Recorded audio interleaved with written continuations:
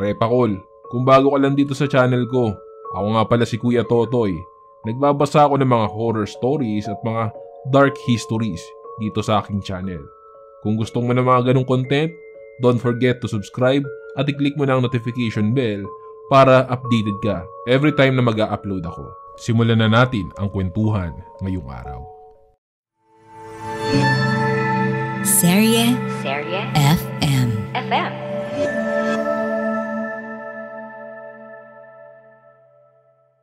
Lumipas pa ang 3 araw ay hindi na namin nakita ang anak namin.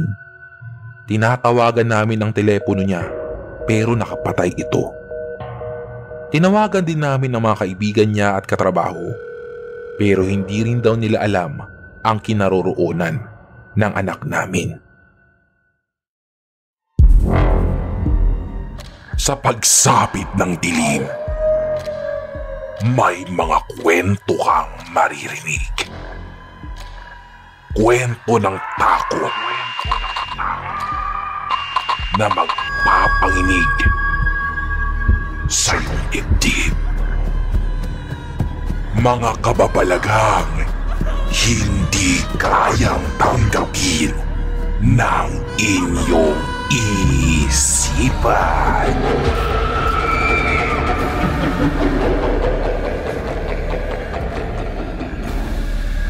Nagkaganap sa Kilabog Pinoy Horror Stories.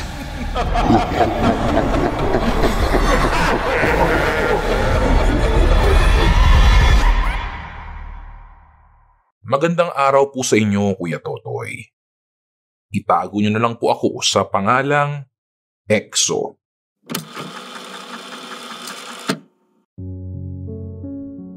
Ang ibabahagi ko pong kwento ay tungkol sa mga naninirahang serpente sa bahay na nilipatan ng aking anak at ng kanyang pamilya taong 2010. Noong makapag-asawa ang anak ko ay naghanap na ito ng matitirahang bahay. Gusto raw talaga nila na bumukod dahil yun daw ang gusto ng asawa niya. Sa akin naman ay ayos lang kung dito sila titira sapagkat malaki naman ang bahay namin. Higit sa lahat ay mamanahin rin naman niya ang bahay na ito. Siya lang kasi ang nag-iisa naming anak na lalaki. At isa pa, Kuya Totoy, ay matanda na rin kami ng asawa ko. Hindi na rin sila nagpapigil at wala na rin naman kaming magagawa kundi ang suportahan ang desisyon nilang mag-asawa. May inirekomenda akong bahay na malapit lang din sa amin para kahit papaano ay madalaw ko sila. Malaki ang bahay na iyon, 2 palapag at may 3 kwarto. Bahay iyon ng dati kong kaibigan na sundalo na namayapa na. Ang mga anak ay hindi naman nanirahan doon, kaya tiyempo naman na bakante ito. Natuwa ang anak ko at nagustuhan nila ang bahay na iyon, bagamat luma na ay maayos pa rin ang postura. Bago ko ituloy ang aking kwento, Kuya Totoy, ay nais ko lang liwanagin.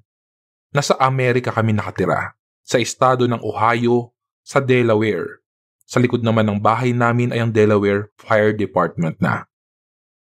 At ang nilipatang bahay ng anak ko ay malapit lang din sa amin. Malapit sila sa Zion United Church of Christ, sa kanto lang ng Griswold Street.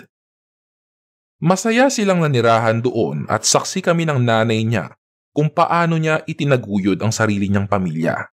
Doon na rin sila nagkaanak at kahit papaano ay naging regular din ang anak ko sa Walmart, mga ilang kilometro lang ang layo sa kanila.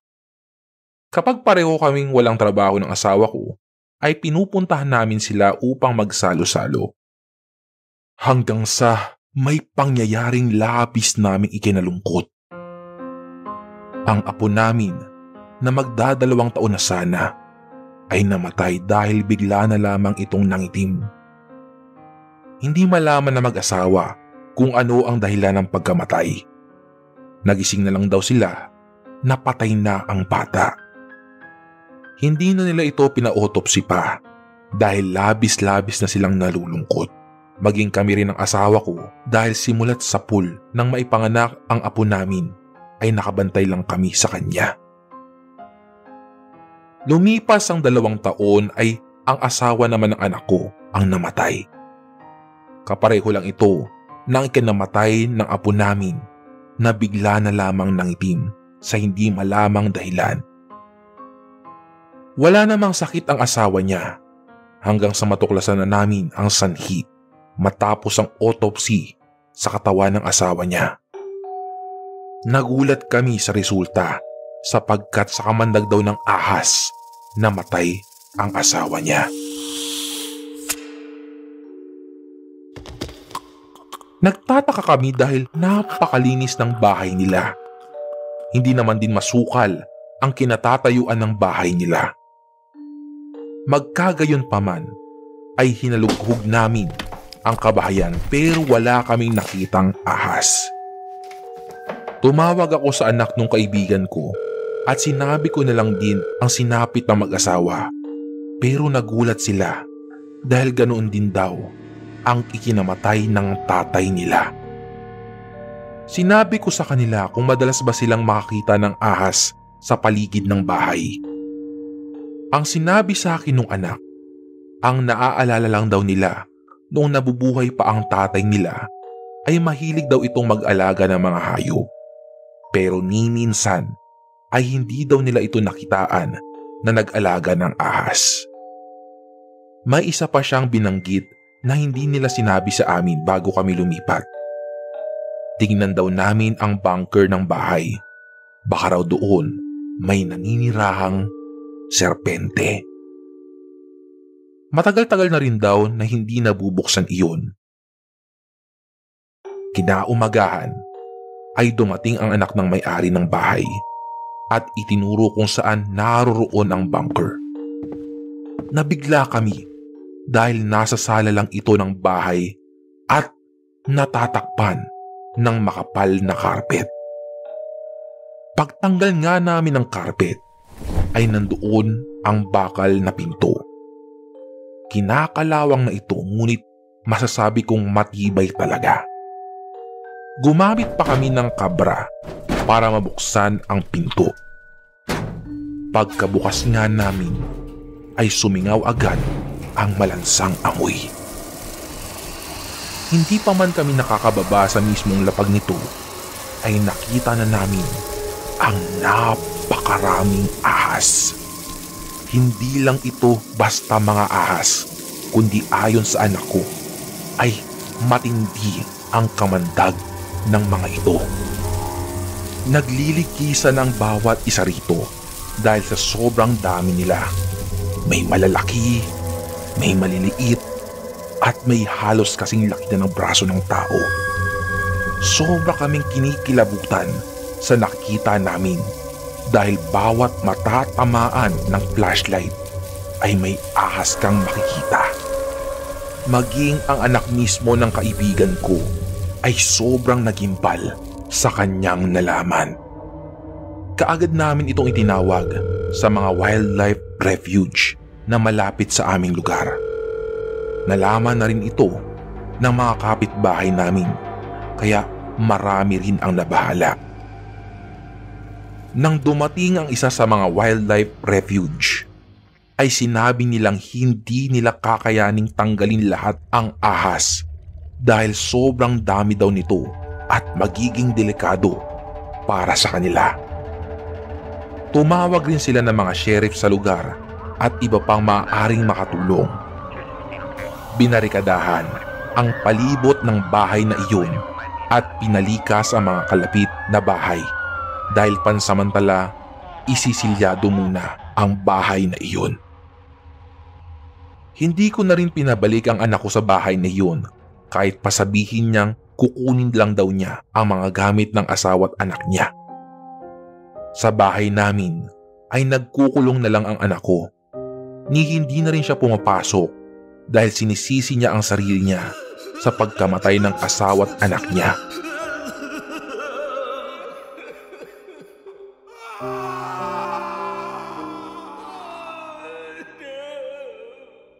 Ang laging sinasabi niya sa amin ay may mga nakita na raw siyang pinagbalatan ng ahas nung nagkukumpuni siya ng tubo sa lababo.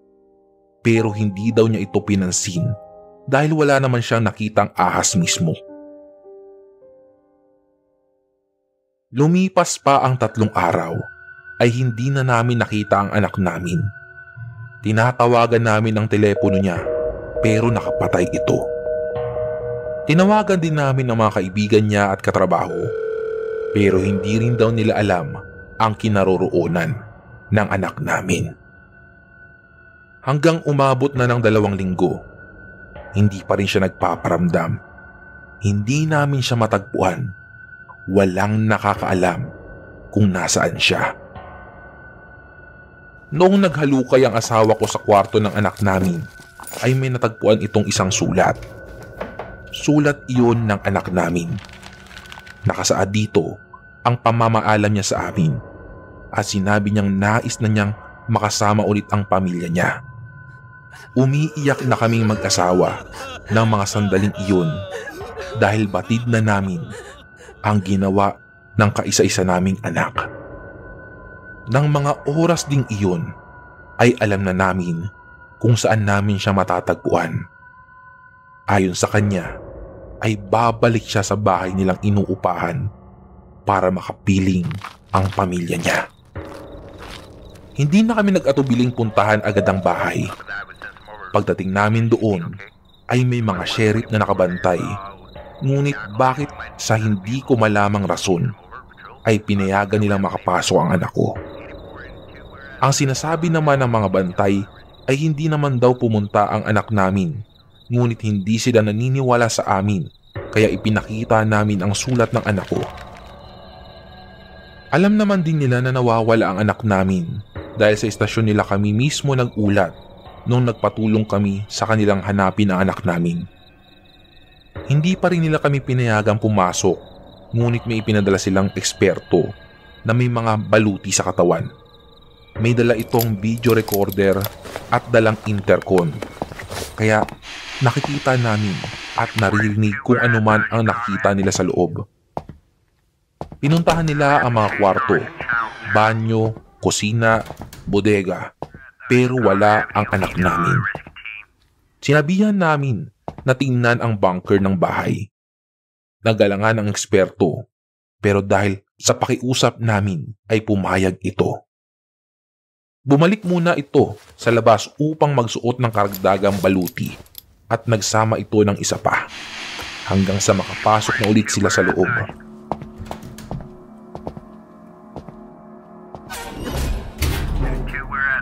Pagkabukas nila ng bunker, ay nakita nga nila ang anak namin na nakaupo sa upuan. Yakap-yakap ang mga damit ng asawa at anak nito. Halos hindi na po namin makilala ang anak namin dahil sa nangingitim na ang buong katawan nito. Butas-butas na rin ang mukha at may mga nababakbak na laman sa buong katawan.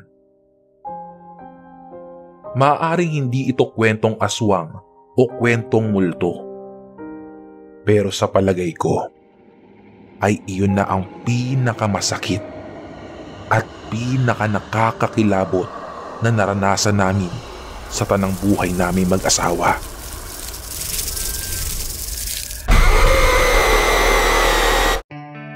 Nagustuhan mo ba ang kwento natin ngayon sa Kilabot Pinoy Horror Stories? Like and subscribe na sa aming YouTube channel. Give us 5 stars rating.